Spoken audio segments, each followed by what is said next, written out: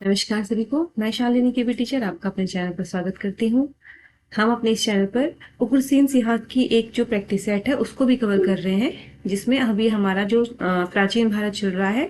प्राचीन भारत में हमारा पहला ही चैप्टर है। चैप्टर का नाम है प्राचीन भारतीय इतिहास के शोध, जिसमें हमने 12 क्वेश्चन कवर कर लिए हैं। 13 से हमारे स्टार्ट होते हैं। चलिए स्टार्ट करते हैं। प्रश्न 13 है, निम्नलिखित में से कौन सा युग्म सम्मिलित नहीं है?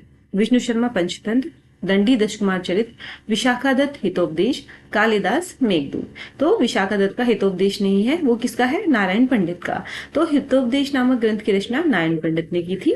विशाखादत्त ने मुद्रा राक्षस एवं देवी चंद्रगुप्तम नामक ग्रंथ लिखे हैं। विष्णु शर्मा ने पंचतंत्र, दंडी ने दशकुमार चरित एवं कालिदास ने मेघदूत, प्रतिसंहार, रघुवंश, कुमार संभव नामक ग्रंथ लिखे एवं 3 नाटक भी लिखे हैं। अगला प्रश्न, मौर्य साम्राज्य के पतन का एक संभावित कारण था राज्य के दूरस्थ प्रांतों में दमनात्मक शासन का प्रचलन। इसकी जानकारी हमें किस स्रोत से मिलती है? तो दिव्यवदान। तो दिव्यवदान जो हमारा ग्रंथ है उससे हमें वाली बात पता चली है कि मौर्य साम्राज्य का जो पतन हुआ है उसका रीजन ये रहा है कि राज्य के दूरस्थ प्रांतों में क्या था? एक दमनात्मक शासन का प्रचलन था। मौर्य साम्राज्य के पतन का एक संभावित कारण था कि राज्यों के दूरस्थ प्रांतों में दमनात्मक शासन का प्रचलन। रोमिला थापर ने प्रशासन के संगठन तथा राज्य अथवा राष्ट्र की अवधारणा को ही मौर्य साम्राज्य के पतन के कारणों में सर्वाधिक महत्वपूर्ण माना है। तो आपको दोनों देखने हैं कि रोमिला थापर ने क्या रीजन दिया है पतन का मौर्य साम्राज्य के, और उन्होंने क्या दिया है दिव्यवदान में। पतंजलि ने लिखा है कि प्रवर्ती शासक अपना कोष भरने के लिए जनता की धार्मिक भावना जागृत करके धन संग्रह क्या करते थे? वे छोटी छोटी मूर्तियां बनाकर जनता के बीच बिकवाते थे तथा उससे धन कमाते थे। करों की अधिकता भी मौर्य साम्राज्य के अंत का कारण बना। तो पतंजलि ने ये स्टेटमेंट दिया है कि मौर्य साम्राज्य का पतन इसलिए हुआ क्योंकि कर बहुत ज्यादा बढ़ गए थे।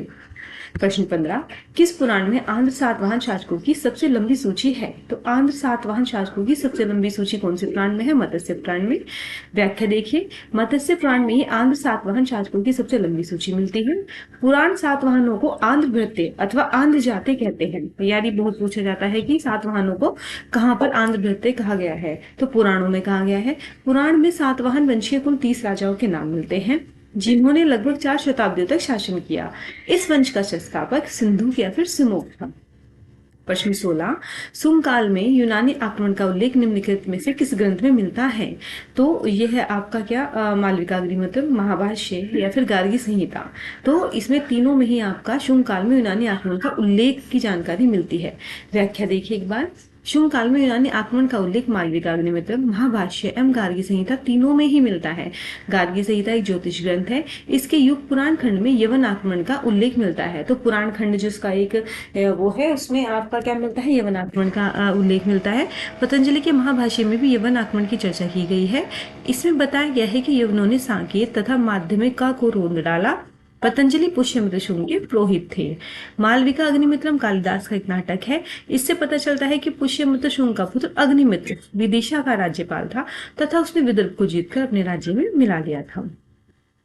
अगला प्रश्न, मौर्योत्तर काल आर्थिक विकास और समृद्धि का काल था। निम्नलिखित में से किस समकालीन स्रोत में लगभग 75 व्यवसाय का उल्लेख मिलता है? तो कौन सा ऐसा है आपका स्रोत जिसमें ये बताया गया है कि उस टाइम पे मौर्योत्तर काल में 75 व्यवसाय प्रचलित थे? तो दिव्यवदान, महाभाष्य, मिलिंद या फिर गार्गी संहिता। तो इसका आंसर है मिलिंद से ज्ञात होता है कि मौर्योत्तर काल आर्थिक विकास और समृद्धि का काल था, यानी मौर्योत्तर काल। ठीक है, ये मौर्य काल नहीं पूछ रहा है। ठीक है, और मिलिंद में 75 प्रकार के व्यवसाय का उल्लेख मिलता है। मिलियन पाली भाषा में लिखा गया बौद्ध ग्रंथ है। उसमें ईसा के प्रथम 2 शताब्दियों के भारतीय जनजीवन की जानकारी मिलती है। इसमें यूनानी नरेश मिरांडर व बौद्ध भिक्षु नागसेन का वार्तालाप है। मिलियन में 7 अध्याय हैं, जिसमें से 3 अध्याय मूल है व 4 अध्याय बाद में जोड़े गए हैं। ये याद रखना कि टोटल मिलियन में 7 अध्याय हैं और उसके जो मूल अध्याय हैं वो 3 है और 4 बाद में इसमें जोड़ दिए गए हैं। अगला प्रश्न, रहटम मडिया यानी अरहट घट्टिका सिंचाई का एक यंत्र का उल्लेख मिलता है। हालचरित गाथा सप्तशती में, नासिक अभिलेख में, मनुस्मृति में या फिर जूनागढ़ प्रशस्ति में। तो इसका आंसर है आपका हाल रचित जो गाथा सप्तशती है। गाथा सप्तशती किसने लिखी है? हाल ने। उसमें आपका रहट मडिया या फिर अरहट घट्टिका का उल्लेख मिला है।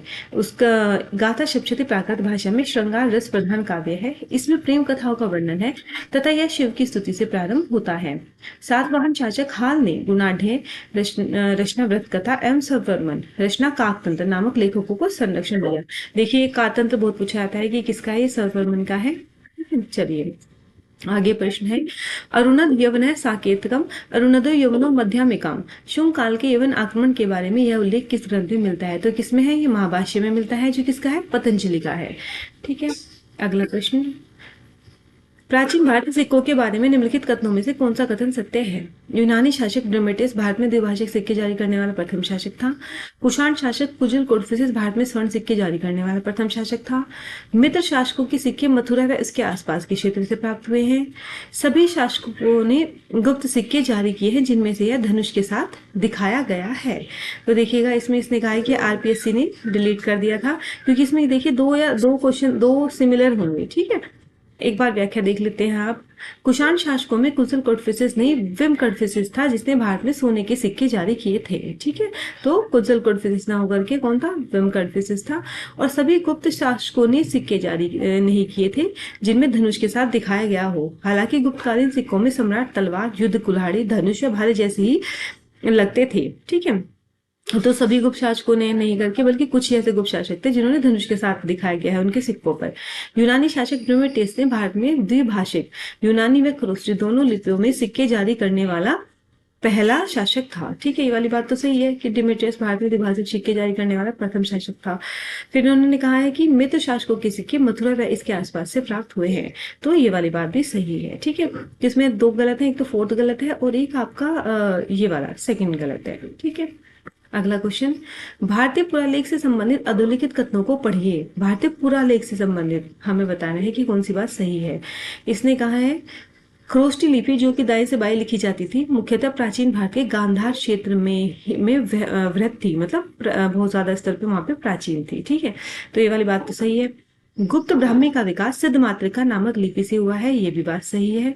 जेम्स प्रिंसेप ने देव नाम प्रियदर्शी नाम से जारी किए गए अभिलेख के शासक के रूप में मौर्य शासक अशोक की पहचान की।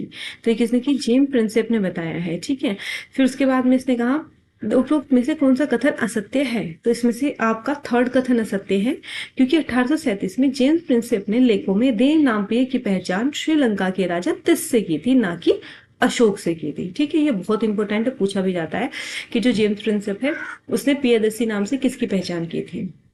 लेकिन बाद में यह तथ्य प्रकाश में आया कि दीपवंश और महावंश में यह उपाधि अशोक के लिए प्रयुक्त की गई है। और खरोष्टी लिपि जो दाएं से बाएं लिखी जाती है वह प्राचीन काल में गांधार क्षेत्र में वृहत थी। वहीं गुप्त ब्राह्मणी का विकास सिद्ध मातृका नामक लिपि से हुआ है। ठीक है, चलिए आज की वीडियो में इतना ही, फिर कल वीडियो लेके आएंगे। वीडियो पसंद आती है तो प्लीज चैनल को सब्सक्राइब करें, वीडियो को लाइक करें। Thank you so much.